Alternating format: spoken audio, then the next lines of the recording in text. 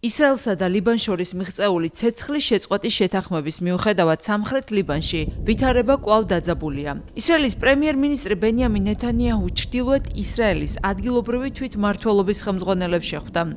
მისი თქმით, მთავრობა რეგიონის უსაფრთხოებისა და განვითარების უზრუნველყოფის ერთგულია.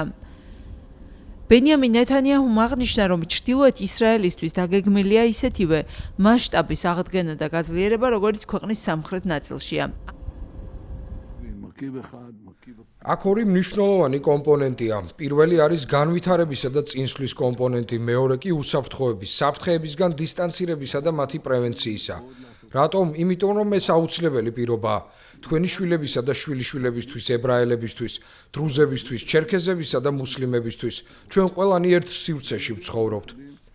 დაიმახსოვრეთ, რაც სამხრეთში ნახეთ, იგივე მოხდება ჩრდილოეთშიც. მაშინ ბევრს არ სჯეროდა, მაგრამ დღეს ყველას სჯერა.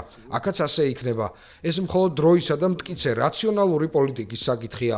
მინდა კიდევ ერთხელ გადაგიხადოთ ყველას მადლობა.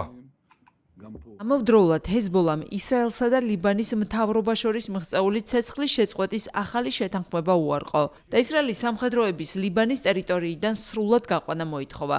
ორგანიზაციის ლიდერის ნაიმ ქასემის განცხადებით, სამხრეთ ლიბანიდან ჰეზბოლას მებრძოლების გასვლის მოთხოვნა მიუღებელია და კაპიტულაციას ნიშნავს. შეთანხმება სამხრეთ ლიბანში უსაფრთხოების ზონების შექმნასა და ჰეზბოლას შეიარაღებული დანაყოფების გაყვანას ითვალისწინებს. თუმცა დაჯგუფება აცხადებს, რომ ამ პირობებს არ დასთანხმდება.